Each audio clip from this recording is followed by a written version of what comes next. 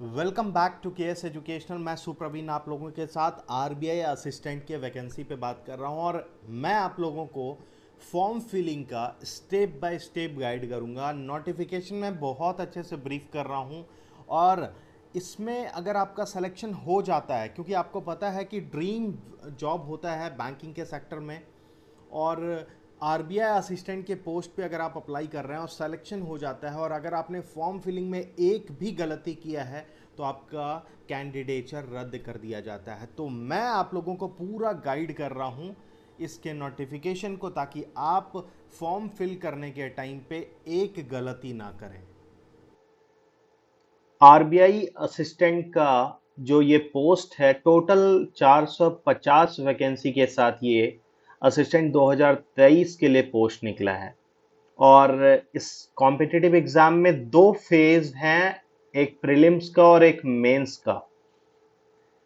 और सबसे बड़ी बात कि ये एग्जाम का जो फॉर्म फिल स्टार्ट हुआ वो 13 सितंबर से लेके 4 अक्टूबर तक है। इसके प्रीलिम्स का डेट आपका 21 अक्टूबर का है और 23 अक्टूबर का है। और मेंस का जो डेट रखा गया है वो दिसंबर 2 का है।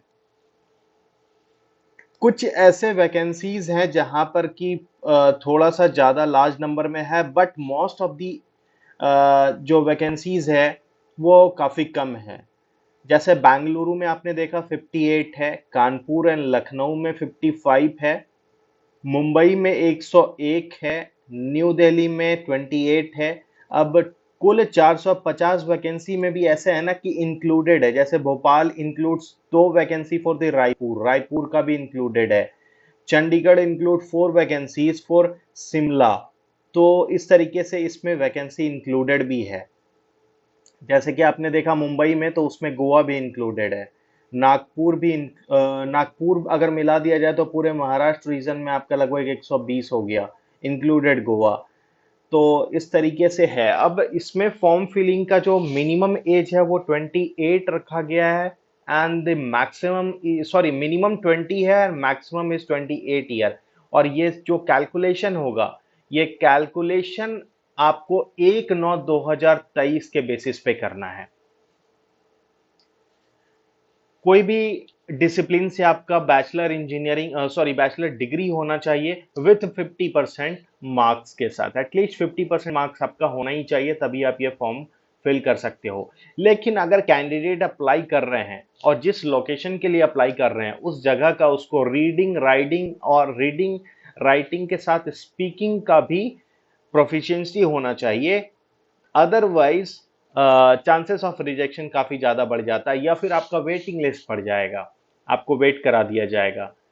प्रीलिम जो एग्जाम है, इसके तीन आपके टॉपिक हैं, जैसे कि इंग्लिश, क्वांट और रीजनिंग। एज यूजुअल जो प्रीलिम्स का टोटल वेटेज होता है 35 और 30, उसी तरीके से ये एग्जाम है। मेंस में आपका reasoning, English, numerical ability, general awareness, computer knowledge, ये क्वेश्चंस रहेगा, टोटल 200 मार्क्स का। और अगर आप फाइनली मेंस क्लियर करते हो, then you the candidate provisionally shortlisted for the mains. You will be undergo a language of proficiency test, जिसको हम लोग एलपीटी बोलते हैं। Language proficiency test will be conducted in the official या local language. इसीलिए याद रखिएगा, जहां से आप अप्लाई कर रहे हो उस जगह का आपको लोकल लैंग्वेज पता होना चाहिए। अब सबसे इंपॉर्टेंट जो हम लोग फॉर्म फिलिंग करते हैं उसमें फोटोग्राफ और सिग्नेचर। फोटोग्राफ नॉर्मली हम लोगों को लाइट, जिसका कि बैकग्राउंड काफी लाइट हो, उसमें रखना चाहिए, ठीक है। और जो सिग्नेचर है उसको साइन करना चाहिए एक वाइट पेज पे विथ ब्लैक इंक पेन। एक ब्लैक इंक पेन पे हम लोगों को साइन करना है। उससे भी ज्यादा इंपॉर्टेंट, जो डिक्लेरेशन देना है वो बस और बस इंग्लिश में लिखना है, व्हाइट पेपर पे ब्लैक इंक से। नॉर्मली हम लोग कभी भी ब्लू इंक से अगर कर देते हैं, that will be rejection for you. तो पेपर पे, व्हाइट पेपर पे ब्लैक इंक से साइन और ब्लैक इंक से आपको डिक्लेरेशन लिखना है। डिक्लेरेशन कुछ और मत लिख दीजिएगा, डिक्लेरेशन आपको नोटिफिकेशन में दिया गया है।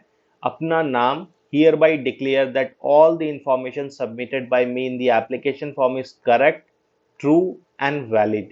I will present the supporting document as and when required. तो जितना भी डॉक्यूमेंटेशन आपसे पूछा जा रहा है नोटिफिकेशन में, वो सारा का सारा पहले से ही इंतजाम करके आपको रखना है, ताकि जब आपका एलपीटी का टेस्ट हो उस समय पे सारा आप डॉक्यूमेंटेशन आपके पास होना चाहिए। तो यही कुछ इंफॉर्मेशन था जो कि आरबीआई असिस्टेंट के नोटिफिकेशन में आप लोगों को ध्यान में रखना है और ये फॉर्म फिल करना है। अब इस फॉर्म फिलिंग में अगर कोई भी आप लोगों को दिक्कत है, then you are suppose to comment, and उस कमेंट का मैं आप लोगों को जवाब दूंगा।